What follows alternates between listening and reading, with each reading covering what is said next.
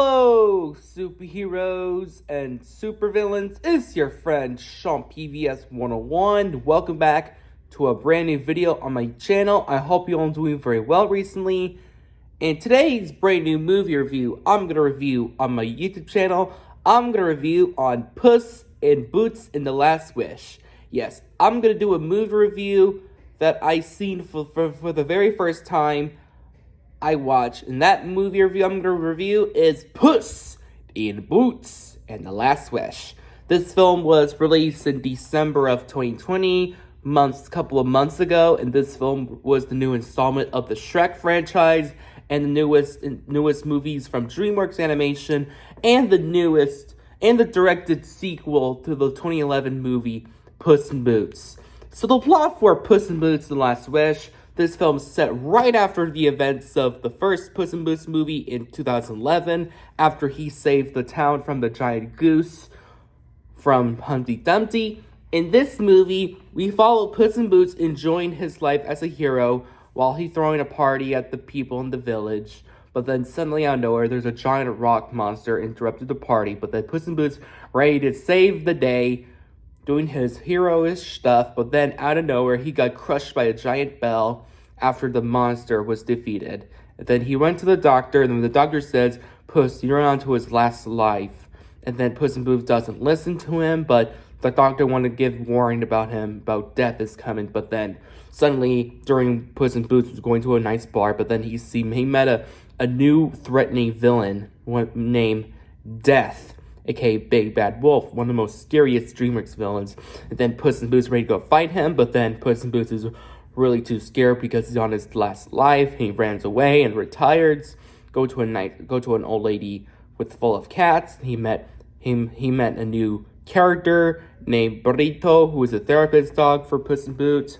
But then Puss in Boots is going on a new journey to going to the wishing star because he needs to get his life back. And now it's up with Puss in Boots, Burrito, and the return of Kitty Sawpaws. They're all going on an adventure to go to the wishing star, while Puss in Boots get ready to granted his wish for one wish to get his life back, and while ready to face off new villains like Goldilocks the Three Bears, Jack Horner, and Death.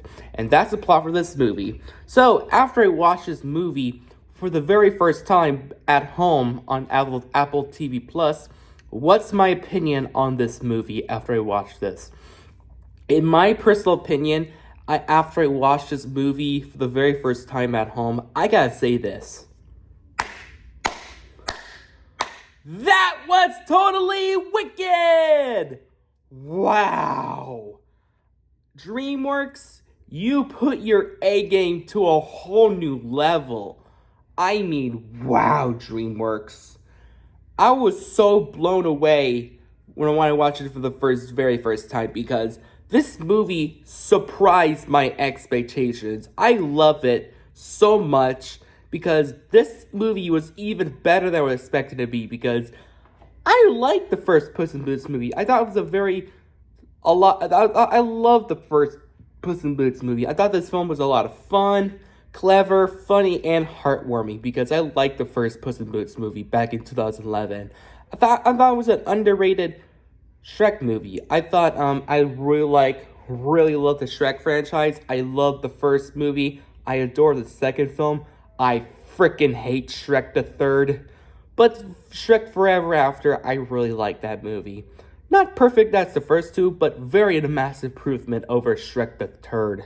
So yeah, going for Puss in Boots: The Last Wish, I want to see this movie in theaters because I heard some good praising about this movie, because it got a 95% on Rotten Tomatoes. It got the best reviewed Shrek movie on Rotten Tomatoes. Puss in Boots: The Last Wish got a 95% on Rotten Tomatoes. It got the best reviewed Shrek movie than the first two, which is shocking in a good way. So yeah, I want to see this movie in theaters, but I had to go to see Avatar: The Way of Water instead of Puss in Boots: The Last Wish. I love to see that movie in theaters real badly, but don't get me wrong, I love Avatar: The Way of Water. I thought the visuals looked beautiful. I love to see the movie with the beautiful visuals. So yeah, right now my brother Ryan, my older brother Ryan Michael, if you're watching this, my brother Ryan bought this Puss in Boots: The Last Wish on Apple TV Plus because I was messaging my brother how it's the movie. My brother Ryan says that's his new favorite movie he ever seen because how damn amazing that is. So yeah, I can't wait to watch the movie for the first time, and after I watch it, I fell in love with it. I think this film was even better than I was expecting to be. I think I love this movie more than Avatar: The Way of Water. No competition. Puss in Boots: The Last Wish is even superior to Avatar: The Way of Water. That's not a fact. It is an opinion. So yeah, are there any issues? I think no. I don't have any negatives because I feel like this film was so amazing. This is easily my favorite DreamWorks movie in a long time, along with the How to Train Your Dragon franchise, the first two Shrek movies, the Kung Fu Panda films, Megamind, Captain Underpants, and etc. Because Puss in Boots: The Last Wish is such an amazing movie. So yeah, let's get into the story. So the story for this movie, I love the story. I thought the story was very original, clever, and brilliant. This one doesn't have any rehashing moments, doesn't have any recyclable moments. If you've seen some other animated sequels, want to try to copy and rehash the first film, but Puss in Boots: The Last Wish did not follow that format. It wants to tell a different story and trying to feel unique and original. I do love the journey aspect I love the story about when Puss in Boots is right on his last life because he want to get his life back because he just want to avoid death like the plague. I just love Puss in Boots' journey with Kitty Sawpaws and Burrito. It was so fun, exciting, intense, funny, and very emotional. I almost cried how emotional this film is. Like some moments, like we learn about Goldilocks' backstory and how she wanted a normal family, then becoming an orphanage. Then when she was young, when she was about to snap about on the bears about she wants to have a normal family because she want her parents back. I almost feel teared up how emotional Goldilocks' backstory is, and I just really love the storytelling of this movie. Doesn't need to recycle stuff from the first Puss in Boots movie. It wants to feel like an original story that it wanted to be. So yeah, I adore the storytelling. Also, for the animation, let's talk about that one the most. Oh my god, the animation was perfect.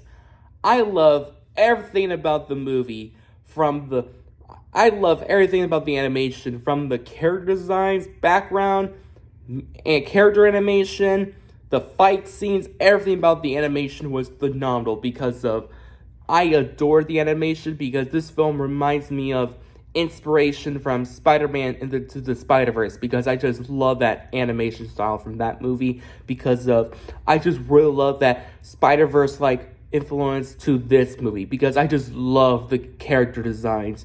The character designs are so gorgeous to look at. It doesn't feel uncanny valley. It feels perfect. I just really love the character models. They look very amazing and stylish. I love the backgrounds. The backgrounds are so gorgeous, and I really, really love the character animation. The character animation was so amazing. Gave me Spider-Verse vibe because of the fight scenes when the characters move, when the characters go on in sword battles. It feels amazing like Spider-Verse, but in a creative way because of this film was released in 2022, the same year as The Bad Guys, which is another movie that inspired Spider-Verse. So yeah, I love the animation so much. And speaking of action scenes, the action scenes, wow. I have never seen an action pack of a DreamWorks movie like this. I just adore the action scenes. The action scenes are perfect. It doesn't feel flat, it feels intensely exciting. I give DreamWorks Animation some profit how good the fight scenes is. So yeah, I just love everything about the fight scenes. I won't give away too much, but when you watch Puss in Boots: The Last Wish, you will love it.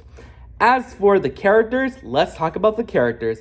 First, we have Puss in Boots. I love him in this one the most because you feel bad for Puss in Boots as a character when he is on to his last life. Then he was dying a lot, 8 times, but he wanted to live his life for good because he just wanted to avoid death like the plague. So yeah, I love Puss in Boots so much. He was an awesome character. I just love Puss in Boots from Shrek 2 in here. Anyway, moving on to Kitty Softpaws. I love Kitty Softpaws. Kitty Softpaws is a wonderful character. I'm happy she's back than she was in the first movie. Also, I love both Puss in Boots and Kitty Softpaws' chemistry. I thought they look excellently well done. Also, I love the new characters. I love the new characters as well, like Burrito, who is a therapist like dog. I freaking love Burrito. He is the funniest character of the whole movie. He has the best sense of humor in a DreamWorks movie. Like one scene when he was saying to the Goldilocks and the Three Bears, I laugh my butt off how funny it is. So yeah, I love Burrito. And also, let's talk about the other new characters I like a lot. Like Goldilocks and the Three Bears, I love Goldie, voiced by Florence Pugh, because this is Florence Pugh's best movie so far. I love Florence Pugh's character, Goldie. Goldie was an awesome new character introduction because I love her. I love her character who went from a villain from the first act to the second act, almost to the third act, and then later on when she turned good at the end. I like that character study. So yeah, I love the Three Bears, Papa Bear, Mama Bear, and Baby Bear. I love them so much. Another new character I love the most is none other than Jack Horner. Oh my god, I freaking love Jack Horner from this movie. I think he is my favorite character of the movie. I freaking love Jack Horner so much. Oh, what took you so long, idiot? I love Jack Horner so much. So yeah, I just really love him so much. He's probably my favorite DreamWorks villain I've seen in a Shrek movie and a DreamWorks film because I adore Jack Horner. So yeah, I just love his lines. He makes me laugh. I just want to watch him over and over again, how damn amazing it is. This is why you want to watch this movie, because of the villains are so well written. None of them have felt one-dimensional. None of them are flat. They all feel amazingly well written. Speaking of another great villain, Death. Wow. Just freaking wow. Death is easily the most scariest DreamWorks villain I've seen because he is hunting down Puss in Boots for his last life because of he just want to kill Puss in Boots because of Puss is on his last life. I freaking love Death. Easily one of my favorite villains I've seen from DreamWorks. Close for beating out Jack Horner. So yeah, I still love Death. So yeah, I just love Puss in Boots: The Last Wish. This is hands down my favorite Shrek movie. No joke. Puss in Boots: The Last Wish easily dethroned Shrek 2 as my favorite Shrek movie I ever seen. Because Puss in Boots: The Last Wish is damn good. So yeah, overall, I love Puss in Boots: The Last Wish. It's even better than I expected it to be. I think this is my second favorite movie of 2022 under Guillermo del Toro's Pinocchio. Third is Turning Red, fourth is Bad Guys, and fifth is Minions: Rise to Gru as my favorite animated movies of 2022. So yeah, overall, I adore this movie. It's even better than I expected to be, with amazing storytelling, lovable characters, beautiful animation, and amazing action scenes. Overall, no competition. I give this movie a masterpiece, 10 out of 10. Well, that's for my movie review. Subscribe to my channel, comment down below what's your favorite character of the movie, and yet, totally wicked!